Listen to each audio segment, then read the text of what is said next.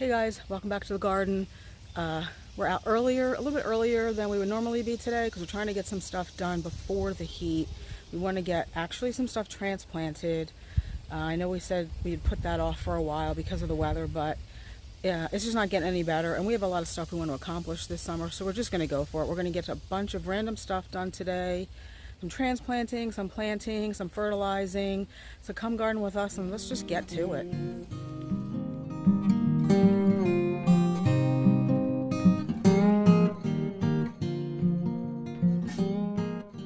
So what exactly are we going to try to get done today? So I mentioned fertilizing, transplanting, and planting. So the first thing we're going to do is I'm going to go around and fertilize all of our containers. I haven't done it in a few weeks, and they really need it.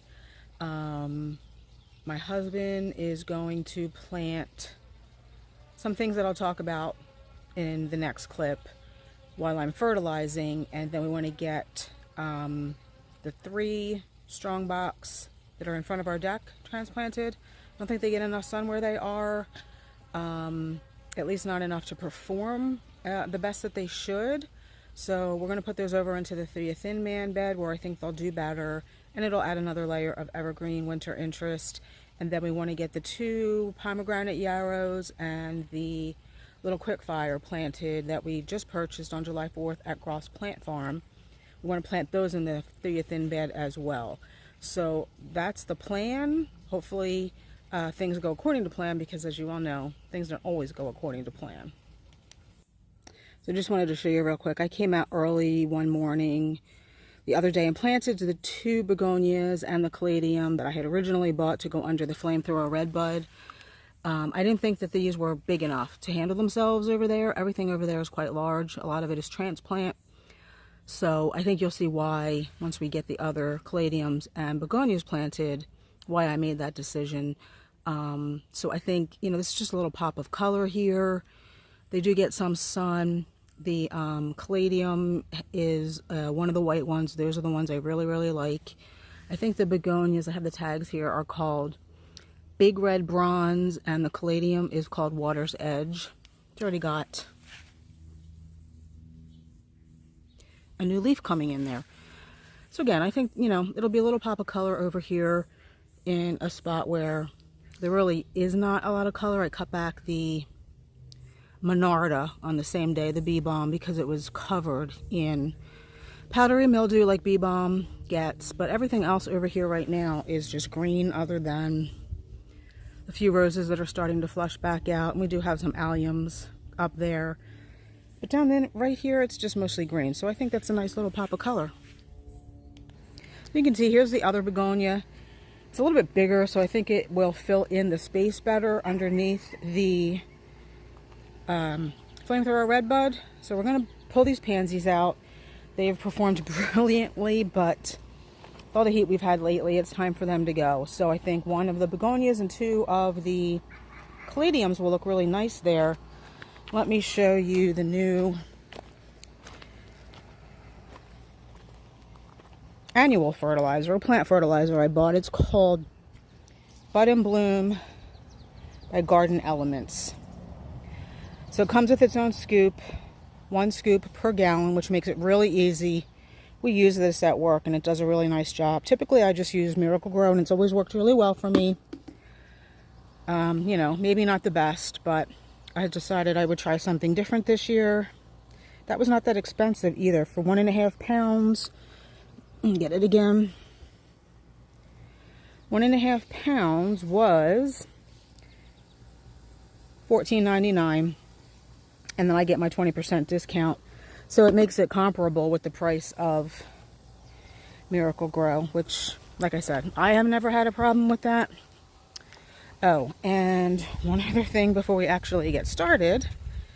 So our plant haul is getting a little smaller over here. We still have the Gold Spire Ginkgo. Still haven't decided what I'm going to do with that now. But all we have left are the 3 Wee Bit Innocent, the Peachy Tea Heucherella, the Eastern White Pines going up at the top of the property. So that's not something that's coming down here. But I also did get some more free plants at work, so I will share those with you. I know I just said my plant haul was getting smaller, but these are some of the plants that I got for free at work. I'm just trying to make a little vignette here so this area doesn't constantly look messy. So I got 2 Blue Fortune Agastaki, however you want to say that. So that's one there. That's one there. And then I got 2 Annabelle hydrangeas. These were all, the 2 Agastaki have been on the clearance rack for ages. Customers just don't go down that way, and I noticed them blooming, so I asked the owner how much the clearance stuff is, and he said 50% off, but for you, take them.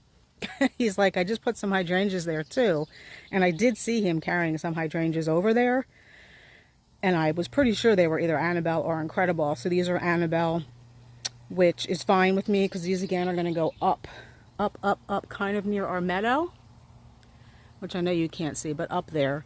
So, and to be quite honest with you, I know Incredible are the improved version of Annabelle, but every Incredible I've seen has been a heck of a lot more floppy than Annabelle. I know that's opposite of what in reality is supposed to happen. So I was absolutely fine getting these for free. I mean, they are $50 plants.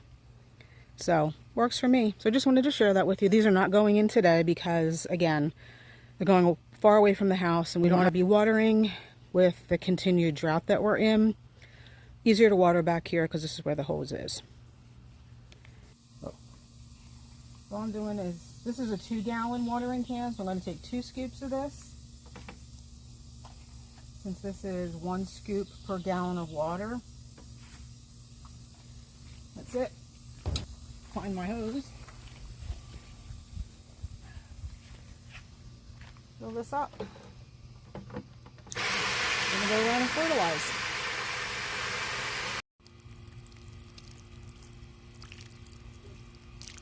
That's all you have to do for fertilizing. I'm not going to, this is not watering it. This is just getting some fertilizer on it.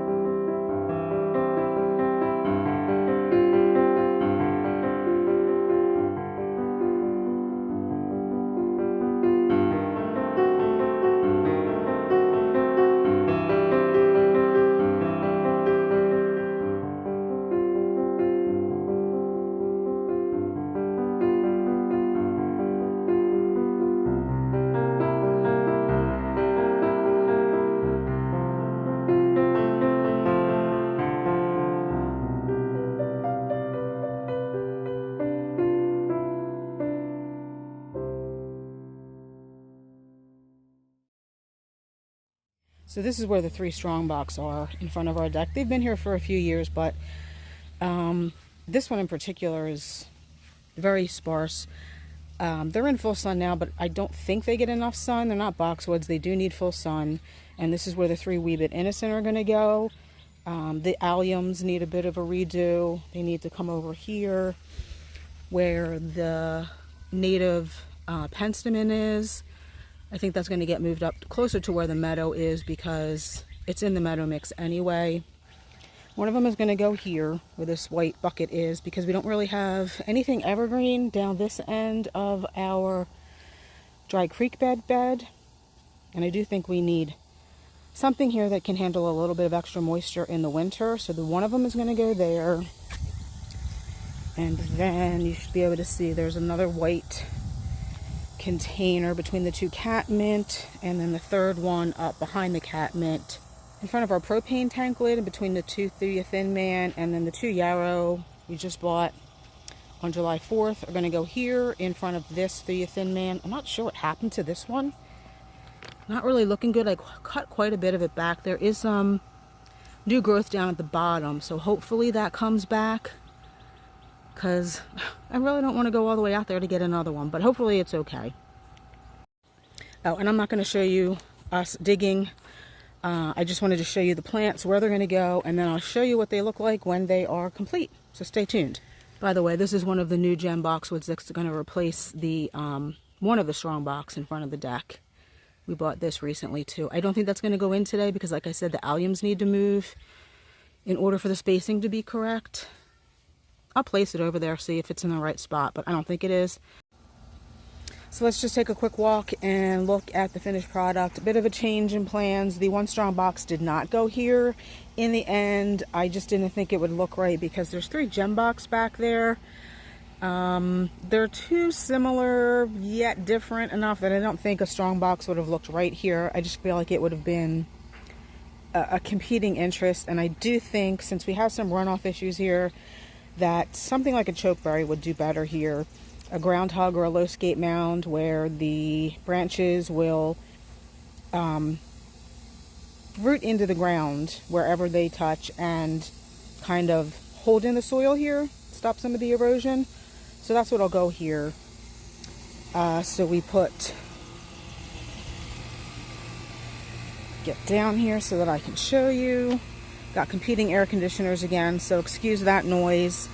So you see the 2 yarrows here. The one, I don't know, I might have to continue to cut that back, although it's holding its own. So we put one of the strong box here, the really sparse one back there. Now they are getting more sun already, so they will fill in, and I will show you what our other strong box look like that are getting full sun. Here's the larger begonia and a couple of the larger caladiums that we bought from Longfield Gardens. I think they'll be able to hold their own here better than the smaller begonias and the smaller caladium would have. Pretty combination. And then the 3rd strong box went down here. And you can see that's already getting full sun. Let's just take a quick walk from this direction. They're very similar to boxwood, but they do need full sun. So again, you have to kind of imagine in the wintertime what this is going to look like, which is why we moved them over here for some more evergreen interest. So, you know, the grasses won't be here, the Amsonia, the iris, the baptisia, the daylilies. But when you do come through here, you'll see a strong box.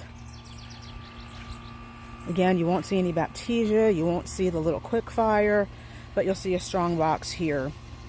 So it's kind of like the way some people dot boxwoods throughout their gardens. We've dotted strong box for some more winter interest. And again, I will show you where our strong box are up on our top retaining wall bed, what they look like when they get full sun.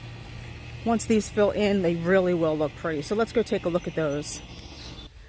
So here's one of the strong box. You can see how big that is. Probably about 3 feet tall, 2 feet wide, very full, really pretty. So once those ones in the Thea Thin Man bed fill in, I think they're really going to look nice there. Again, especially in the winter. Here's the other one. And we have 2 more here. This one is just about the fullest. And then another one here. So again, I really do think that those are going to look nice in that thin man bed and provide an additional layer of evergreen color in the winter months. So thanks for coming along with us, guys, today as we attempt to continue gardening in this really funky summer weather. Like I said in the beginning, we just got to get stuff done. We have a lot to accomplish. We want to continue to get stuff done. And we'll take you along with us. Thanks for watching. I hope you enjoyed, and we'll see you in the next one. Bye.